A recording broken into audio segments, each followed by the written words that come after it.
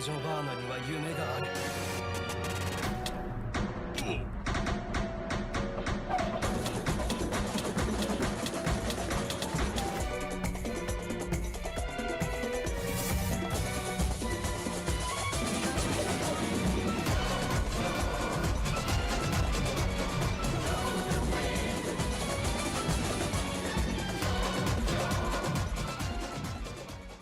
Bien le bonsoir à tous, ici Virgule, j'espère que vous allez bien.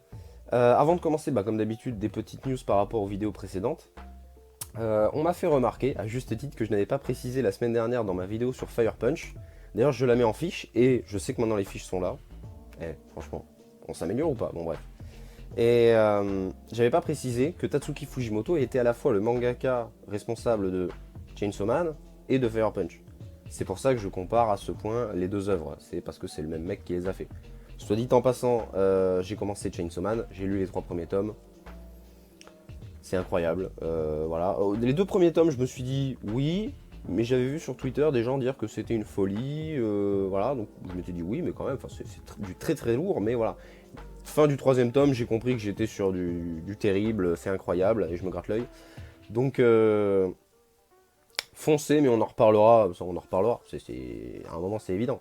Ça va faire comme I Am a Hero, je vais vous bassiner pendant plusieurs vidéos à vous dire j'ai lu ça, c'est trop bien, et je vais en reparler, forcément. Enfin bref, voilà, vous êtes toujours autant à regarder mes vidéos, à mettre des pouces bleus, etc. N'hésitez pas à mettre des commentaires du coup, si vous avez des questions, parce que là du coup j'ai omis la précision de dire que le mangaka était le même et pour Chainsaw Man et Fire Punch. Mais si vous avez la moindre question, n'hésitez pas à la poser dans les commentaires et j'y répondrai avec grand plaisir. Parce que souvent, après que je monte mes vidéos, je me dis, je les re-regarde quand même une fois, histoire de voir que voilà, le son n'est pas catastrophique, même s'il l'est de base, mais plus que d'habitude. Et je me dis, tiens, j'aurais pu parler de ça, tiens, t'aurais pu dire des trucs comme ça. Donc souvent, j'ai des trucs à dire en plus. Je me vois pas refaire et refaire et refaire les vidéos. Mais voilà, vous avez compris, si vous avez la moindre question, n'hésitez pas. J'essaye le plus possible de parler à des gens non initiés, même si des fois je parle un petit peu comme si vous connaissiez déjà ce dont je parle. Mais n'hésitez pas voilà, à me poser des questions dans les commentaires, je réponds à tout le monde. Donc pas de souci, n'hésitez pas, vraiment, posez vos questions. Parce qu'aujourd'hui, on va parler d'un truc... voilà, on a parlé la dernière fois de Chainsaw Man, Fire Punch, de Arline, enfin on a parlé des trucs assez connus, là on va parler du Marvel Comics numéro 1. Alors déjà, précision, je vous vois avec vos snipers et vos tasers, ce n'est pas celui d'origine, loin de là, c'est pas possible. Calmez-vous.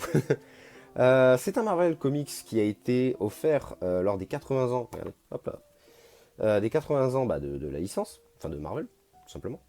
Et je l'avais eu chez mon libraire d'ailleurs, soutenez vos libraires, allez acheter chez eux, n'allez pas en grande surface ou... à la Fnac qui ont déjà quand même beaucoup de votre argent. Et on me l'avait filé et je l'avais posé dans un coin sans y prêter plus attention. Et je l'ai lu il y a une semaine, un peu moins. Et je pensais parler d'un autre comics dont je parlerai sûrement dans 2 semaines. Et au final, je me suis dit, tiens, pourquoi pas parler de ça, parce que c'est très intéressant, alors que c'est assez fin.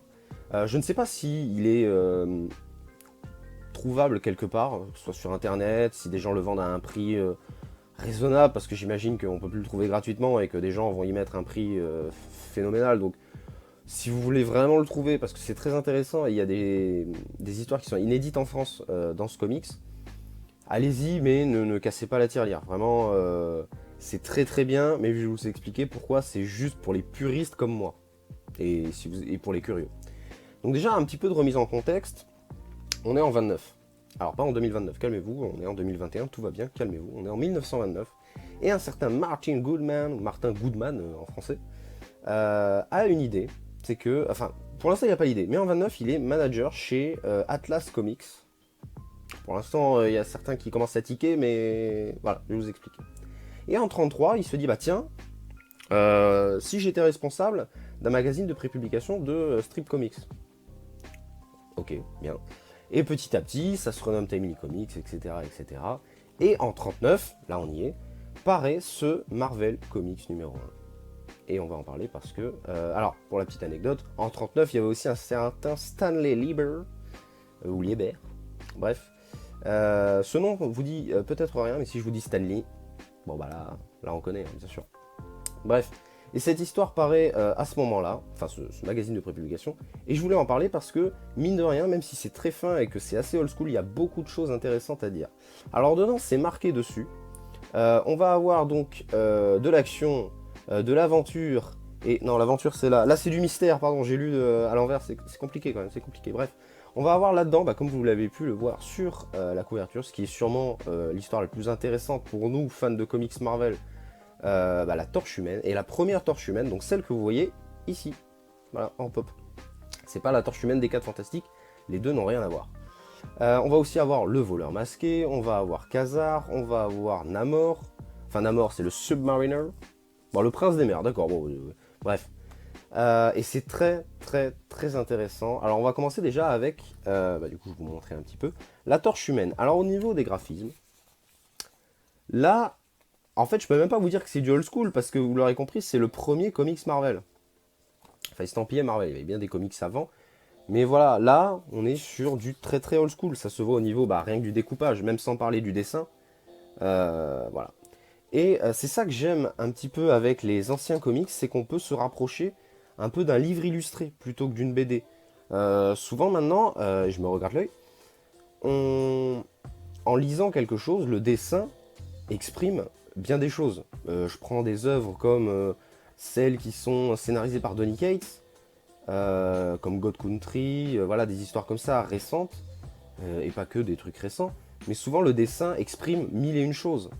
Et dans des vieux comics comme celui-là, et même des comics allant un peu plus tard, des années 40, 50, 60, etc., on se rapproche d'un livre illustré, c'est-à-dire que ce qui se passe dans la bulle est raconté. Donc c'est-à-dire que vous pourriez enlever tous les dessins, que le texte ferait du sens.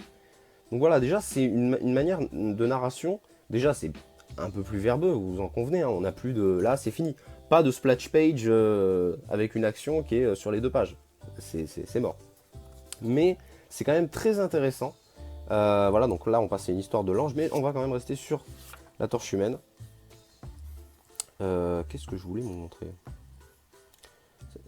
Ça se ressemble un peu, je voulais pas montrer. Oui, ça je voulais pas montrer, donc voilà. Donc voilà, la torche humaine un petit peu comment elle est. Alors son histoire, elle est assez sympathique, vu que c'est un chercheur qui crée donc un robot un peu à la manière des synthétiques dans Alien, pour ceux qui connaissent. Donc voilà, ce sont tout simplement un homme artificiel qui va au contact de l'oxygène s'enflammer. Alors vous me direz, c'est compliqué quoi, pour un mec, voilà, d'ailleurs, on a parlé de Fire Punch la semaine dernière, on reste dans le thème des mecs en feu, c'est super cool. Donc, le type il est enflammé, pour un robot, bon, si on veut lui faire des trucs, c'est quand même assez chaud, façon de parler.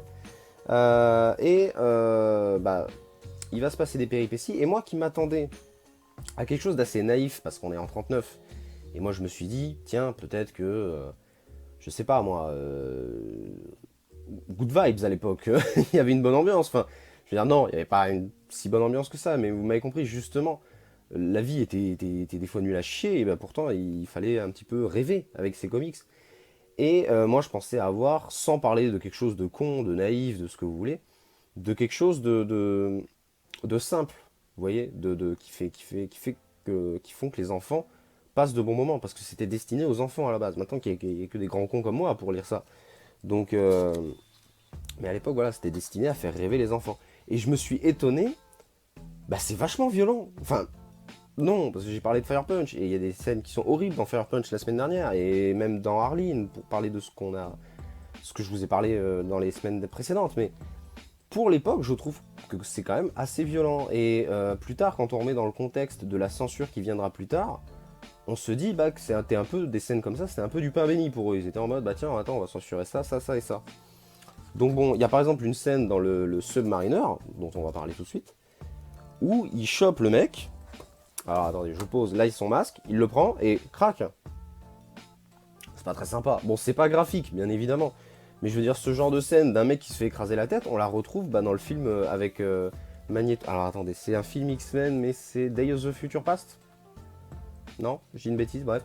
Il y a un des films X-Men où Magneto broie la tête d'un soldat qui a un casque et, maîtrisant le métal, il resserre ce même casque sur la tête du monsieur, ce qui n'est pas très gentil. Mais à savoir que voilà, en 39, c'était déjà, genre les écrasements de tête, c'était déjà d'actualité, quoi. C'était très sympa. Et on a aussi bah, des morts, mine de rien, même si oui, évidemment, des gens meurent, c'est terrible, tout ça.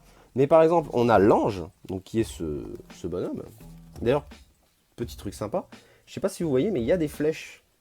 Donc, des fois, voilà, quand le découpage un petit peu sort de ses gonds, ce qui nous paraît totalement futile aujourd'hui, nous, lecteurs assidus, mais à l'époque, bah voilà, il y avait des petites flèches comme ça, et l'ange, qui pourrait être un petit peu un Superman, dans l'idée, bah, il est vachement énervé. Il fait sa loi et voilà, enfin je veux dire ce mec-là se rapproche presque plus du Homelander de The Boys ou bien ah le père dans Invincible. Je sais plus comment il s'appelle. Bref, vous m'avez compris ou pas. Et bah voilà, j'ai été étonné un petit peu du degré de violence du personnage. C'est pas trash, hein. Je suis en train de vous vendre le truc, on dirait que c'est gore et tout, mais non pas du tout. Je me dis juste que pour l'époque, bah voilà, c'était quand même assez énervé. Et on a aussi, bah, pas que des histoires de super-héros, donc on a déjà aussi le Submariner, que je trouve très très cool. Ça doit être même mon histoire préférée, je pense, du comics. On y a un peu Alors oui, vous voyez que c'est gris comme ça, c'est qu'ils sont dans la flotte. Hein. Donc vous dites pas que c'est l'impression qu'a foiré, ils sont dans la flotte. Et quoi de mieux pour représenter la flotte que de mettre des traits comme ça. Et bah, du coup, moi j'ai trouvé ça très intéressant. On voit un petit peu bah, l'espèce de guerre froide presque qui se déroule entre les Atlantes et les Terriens. Donc c'est vachement intéressant. Et on a Namor qui est au milieu de ça et qui dit que bah voilà, c'est un hybride. Et avec ses petites ailes au niveau des pieds, parce que oui, il a des ailes au niveau des chevilles, ça le permet de voler. Il a une force, enfin, voilà, il est vraiment très puissant, Namor. Et voilà, et on apprend qu'il va aller. Voilà, par exemple, il y a une scène, je me suis dit que Namor il rigolait zéro. Genre voilà. Le mec, alors ça doit être une de mes scènes d'action préférées. Le mec, comme vous voyez là, il chope un mec. Attendez, je sais pas si on voit bien. Bref, il plonge dessus, il le chope et il le balance. Mais genre en mode. Vous voyez, un peu style cartoon, style Looney Tunes. Je sais pas si en sifflant je viens de vous niquer les oreilles, mais j'en suis désolé.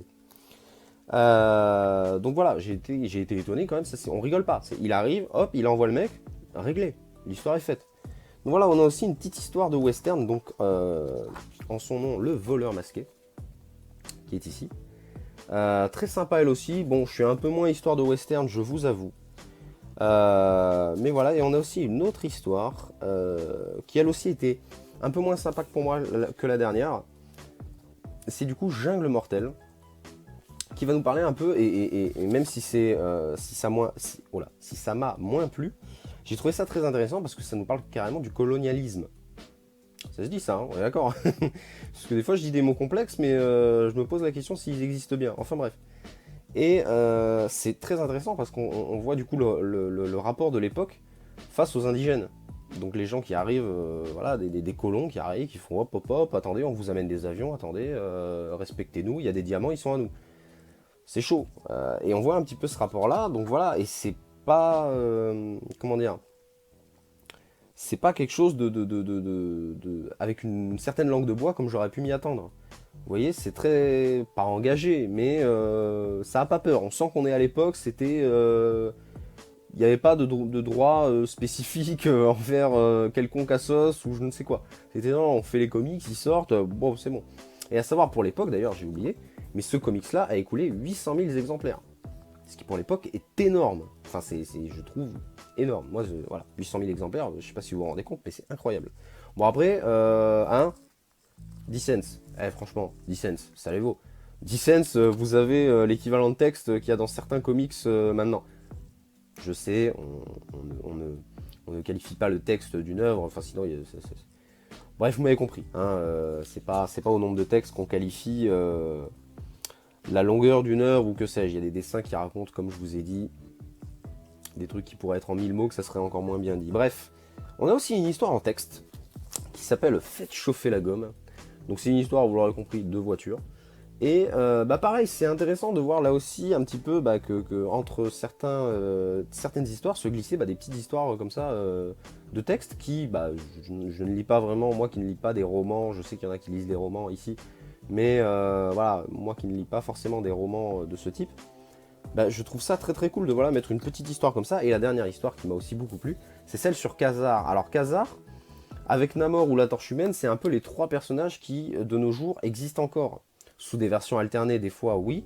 Mais voilà, Khazar, c'est un peu le Tarzan de chez Marvel. Et là, on a littéralement son origin story.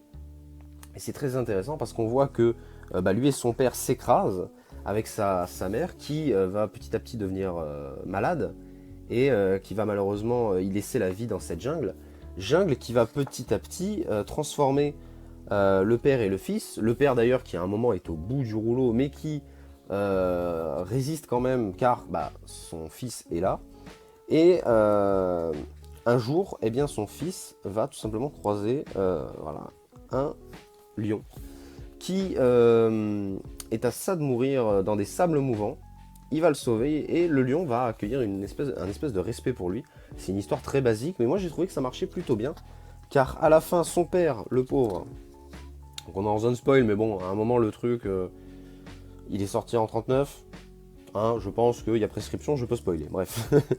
Et son papa mourant dans ses bras, et bah, Khazar qui est à la fermière. Alors, Khazar, il ne s'appelle pas Khazar encore, il s'appelle comment déjà? Le Zar vient après. Et je ne vois pas son nom. Bref, ce jeune homme, comme j'aime dire, je crois qu'il s'appelle. Enfin, c'est le lion qui s'appelle Zar. Mais pourquoi le K?